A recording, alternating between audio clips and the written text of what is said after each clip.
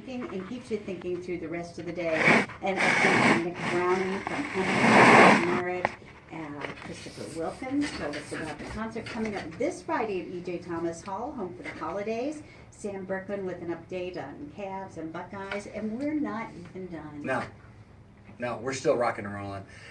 It's been a pleasure to be with you. I'm super excited about closing the show with this segment here because we have with us in the studio right now Brazilian Jiu-Jitsu black belt and a great friend of mine, Mr. Bill Jones, the owner and founder of Top Level Martial Arts in Cuyahoga Falls. Bill, it's good to have you. Hey, it's a pleasure to be here. Thank you. Heck yeah. So I could talk about martial arts all day, talk about bow hunting, talk about all kinds of cool stuff, music and stuff.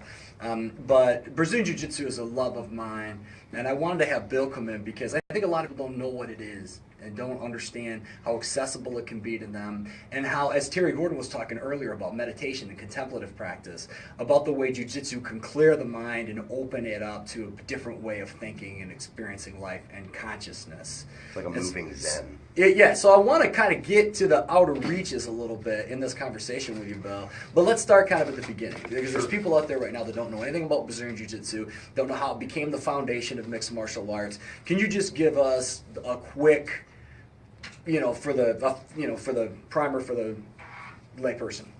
Yeah, sure. Brazilian Jiu-Jitsu has its origins in Japan and eventually came over to Brazil, where it was kind of modified by the Gracie family, who through a long process, actually, I'll throw out this name, Chuck Norris. Some people might know him. Okay. Right? He helped bring the Gracie family into America, and eventually it found its way into the very first Ultimate Fighting Championship, the UFC, as people probably mostly call it today. The very first one was won by Royce Gracie, first couple of them actually, and it kind of just exploded into American culture, and all mixed martial arts today know Brazilian Jiu-Jitsu. It's kind of the base of MMA. Yeah. But in those early days, though, you'd have like a Taekwondo guy in with a wrestler, and you'd see how they fought. You'd have a karate guy in, and then all of a sudden somebody goes like a wrestler, somebody this little guy who knows Brazilian Jiu-Jitsu. And the Brazilian guy is winning. Yeah, just much and the cool thing about it was, these guys are beating each other up. This is a sport that was almost outlawed. These guys are beating each other up. Bare knuckle. And here comes this Brazilian Jiu-Jitsu guy, doesn't throw one punch, doesn't hurt anybody, gets on their back, chokes them unconscious. They still look pretty when they're done. But the power of it was undeniable. And so then the big lesson, everybody's like, what is this martial art where these little guys are beating all these big guys? And what is this? What is it about this martial art that makes it so dominant? Yeah, it's leverage. It's that you don't have to be a big person. You don't have to be strong. You just have to understand the mechanics of the body. Yeah. How you move the most efficiently. There's a story that goes back when one of Helio Gracie's children, Helio Gracie was the founder of the art. One of his children wanted to learn it. He was like, Papa, teach me the art, teach me Jiu-Jitsu. And he would say, okay, well, when you can lift that car over there, I'll teach you Jiu-Jitsu. And of course, this little kid goes over and tries to pick up the car. This goes on for a while, a couple days, couple months. And eventually, he says, Papa, I just don't know how. And so he goes to the trunk and he pulls out a jack and he lifts the car up with a jack and says, this is Jiu-Jitsu. Jiu-Jitsu is about doing things smarter, not harder. And that's why anybody can do it. You say anybody can do it. Is that true? I mean, I see guys doing jiu-jitsu. It looks really hard to me. I do it, but I guess if I can do it, anybody can do it, right? I mean, that's one thing. Well, I don't know, Dave, Dan. People have seen you; they know that you're just. They know I can't. Well, but I will say, if you've got a listener out there that's out of shape, somebody that maybe wants to work out, maybe wrestled in high school, or maybe a gal or something that just never has even pictured themselves in that. Is it something that anybody can do, and how can they come down and know they're not just going to get beat up? Well, that all comes down to culture, right? We've created a culture. We believe that jiu-jitsu and just the way to treat people is to bring them in a safe environment, to make them feel welcome, and to present it in such a way that they can learn it, right? That's my job, right? Yeah, to make sure you can learn it. And can anybody do it? Sure. I mean, can everybody be a world champion? No, there only gets to be one at a time, right? Yeah. So, but that's not most people's goal. As far as using it for self-defense, for a smaller person to defeat a larger person, we have people training that are in their 60s. I have women. We have a girl. She's 20 years old. She's like 5'1" and maybe 100 pounds, and she goes up and trains with 150, 200 pound guys. And if they're way better at her at the art, they don't do good. But against people who don't know what they're doing, she mauls them. Right. So Bobby, what we've got here is a martial art that kind of distinguishes itself by its effectiveness. Okay, so for somebody who's listening out there and they're like, what is this Brazilian Jiu-Jitsu? It kind of came out of this idea that it's just somehow works in unique ways, and it makes it so smaller people can compete against heavier, more stronger opponents, which is pretty extraordinary. What are some of those things that go beyond, though, simply self-defense as a means of training? Oh, and before that, I got to tell you too, Bobby. How long does it take to get a black belt in Brazilian Jiu-Jitsu? It takes about 10 years. About 10 years. Okay, let's get the perspective. How long does it take to become a doctor? Yes, that's the difference, and that's the kind of study and intensity and dedication that you have to have for this. That's exactly right. There's a lot of I have a black belt in Taekwondo.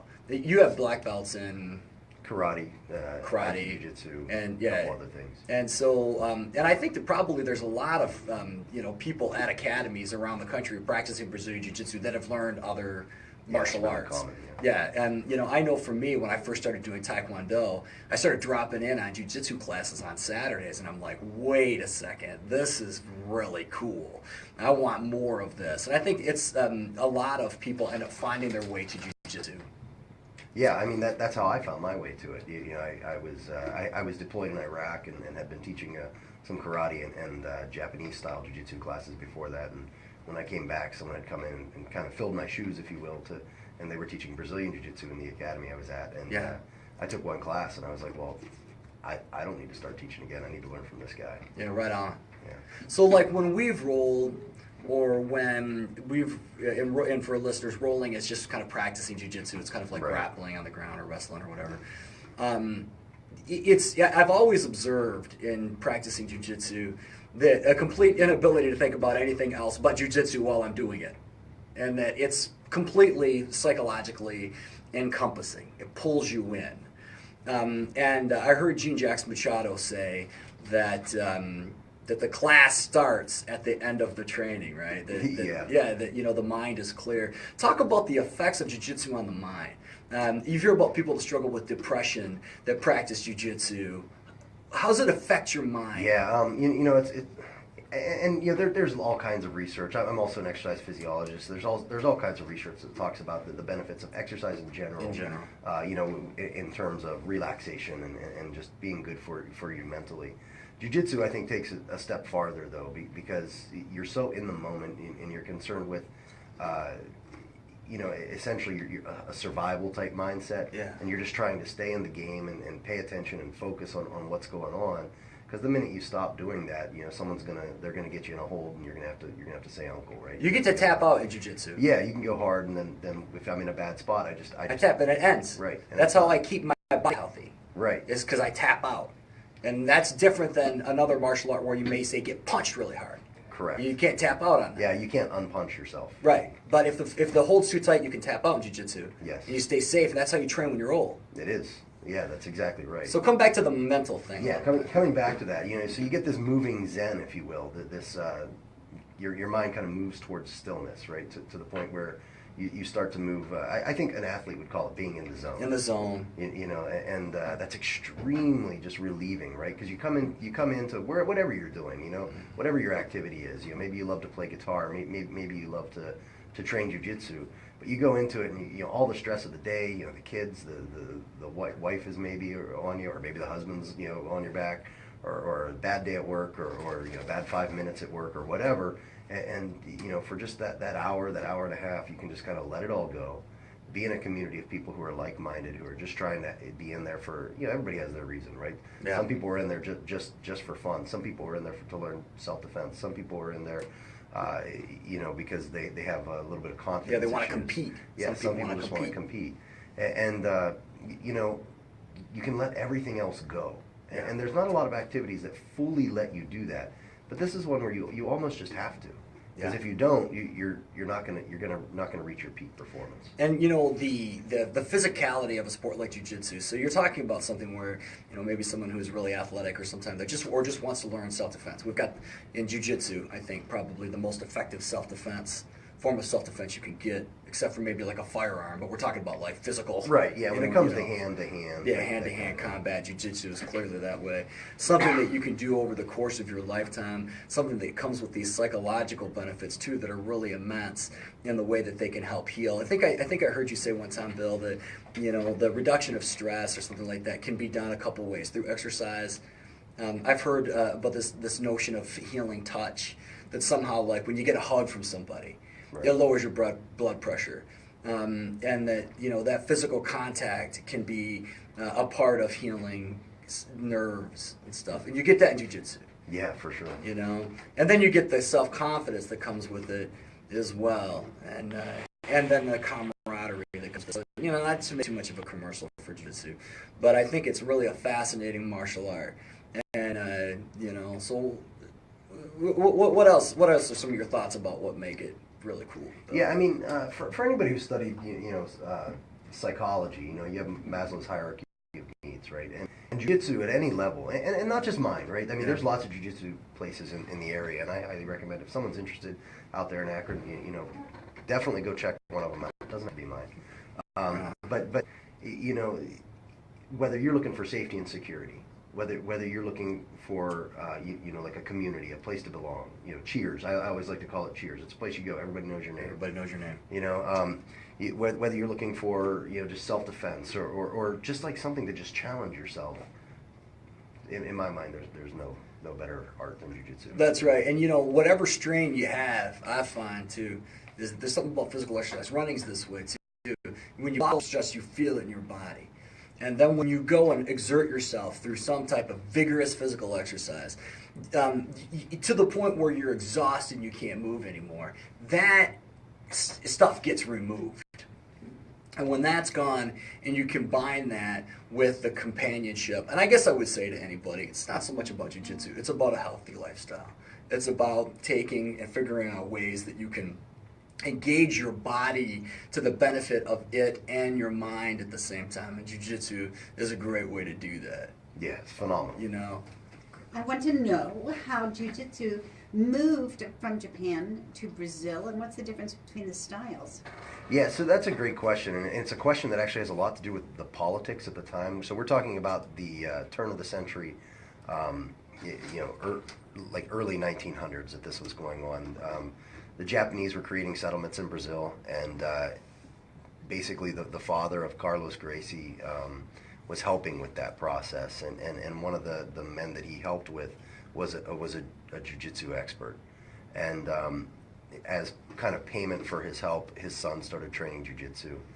He trained for a short period of time, and then things just didn't work out with these little settlements they were doing, and so they eventually kind of left and parted ways. And that actually is where the separation started happening, because typically you'd go into a martial arts dojo, right, and you'd learn from a master for years and years and years and years. Well, they only learned for like 3-4 years. And then they said, we really like this, but there's literally no place to train it.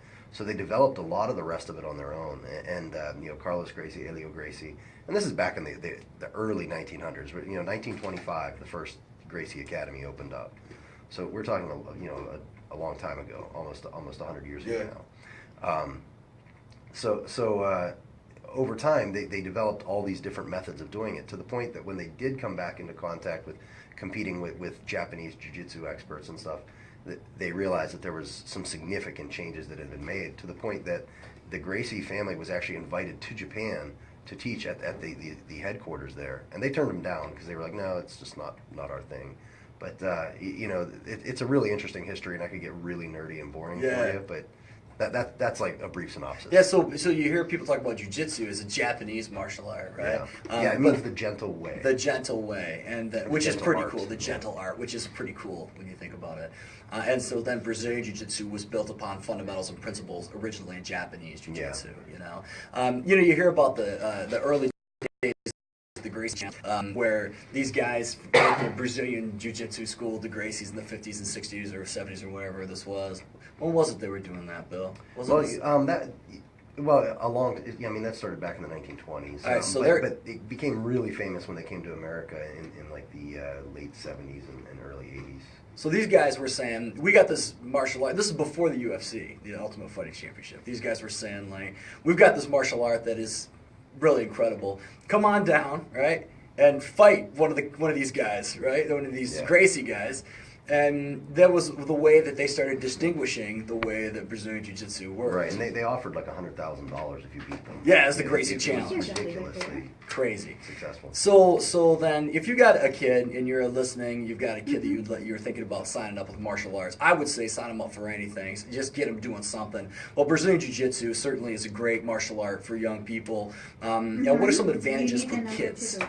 Yeah, so I mean, the advantages for kids really come back to the character building process. Most martial arts schools and especially mine, we have a huge focus on character building. Anti-bullying is a part of it. Anti-bullying, confidence building, teaching them discipline, respect, and then holding them to it. Making sure that the parents are involved in the process. Which makes it kind of a family process, which I think is important. What is it you say to young kids when you're teaching them that bully prevention? Never punch or kick a bully.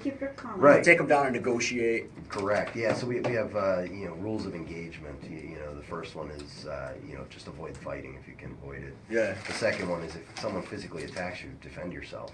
Which is it's something I always take parents aside and I say, listen, if they follow their rules of engagement and someone at school physically attacks them, they're going to defend themselves. They're not going to punch or kick, but they're going to defend themselves. And most schools. Well, how do they defend themselves without punching or kicking? Well, I mean, Jiu-Jitsu teaches you how to like close distance, negate the punching and kicking, so I can hold you in a way that it's virtually impossible for you to punch or kick me.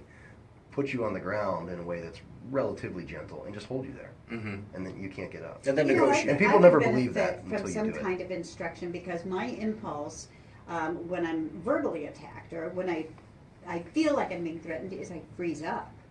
I'm unable to do anything. I don't think that's uncommon, is it? No, it's not actually at all. It's very common, and that's the whole fight or flight, right? So and some then people option 3, stand there. Yeah, you freeze. Freeze. So you're going to do what your training has created in you, and if you've done no training, you're likely to simply freeze. Well, it's interesting that modern day life is full of all kinds of fake threats. We'll have an interaction with a coworker where our blood pressure goes up and we feel this anxiety, and there's never going to be an actual confrontation, especially in this society. Well, most times there isn't, but we spend a ton of time being frightened of conversations and experiences and things we see on TV. And what I think that Jiu-Jitsu has done for me, probably more than anything else, and I think most people who have done it would agree, that by putting yourself in a position where your natural, normal fear instincts would be very provoked, when you're being choked or whatever, when someone's on top of you, pressuring you, these are things that are at the most basic level very frightening. And when you practice those things in this training, something starts to shift in the lizard brain and that fear center in your brain, and all of a sudden your whole relationship with fear begins to change. Yeah, I agree. I need my relationship with fear to change. I do not want to be enslaved. Part of Jiu-Jitsu, Exactly. one of the things we have with Jiu-Jitsu is that its purpose is, and I think one of its greatest benefits, is to teach you how to become comfortable in uncomfortable situations. Whether that situation is being choked or being confronted by a coworker, you're going to understand how to respond in a way that is calm and intelligent, rather than just instinctively fighting back and lashing out. Bill, how do people find out more about this? Toplevelmartialarts.com is my website. We have a Facebook page, lots of great reviews. Talk to any member of mine. I think that they would be happy to talk to you. You bet. That's how you find out about it. The great Bill Jones, Brazilian Jiu-Jitsu black belt, founder of Top Level Martial Art, and great guy. Thanks for joining us, Bill. Thanks for having me. Great to have you here today. And thanks for having me, Bobby. This has been a great time today. I want to thank all the listeners for listening in, being supporters of 1590 WAKR. I love you guys. We're not quite done. We've got to do 3 minutes of commercials, and then we're going to wrap it up, okay? Right. Okay? Well, that was fun. That was great. That was great. Thanks for having me. Are we still live? We're still live. Hey, everybody. Hey, guys, everybody say hi to Dan Flowers. Hey, everybody. Thanks for tuning in. And, you know, this guy right here, it's all about Bill. It's not true. It's not true. So Dan Flowers is a great guy. Bobby, say hi. Say hi to Facebooks. Hi, Facebook. We're having a wonderful time. Have you ever experienced 4 hours so quickly? It flew by. Flies by. I would say to the listeners, if there's anything that we talked about today that you know, was good content for you, maybe that's a question that you maybe could talk more to Bill about. I think the idea about some of the psychological advantages, oftentimes we don't talk about that enough. Yeah. You know, but I think that there's all kinds of fear relationships and things that are going on behind the scenes, not just the body, not just the technique, but the person that you take out of the gym. That's been what I've enjoyed. I've enjoyed those parts of our relationship. And I again appreciate you coming in. Thank you everybody that tuned in. Yeah, thanks everybody. I'll talk to you later. Right. Bye.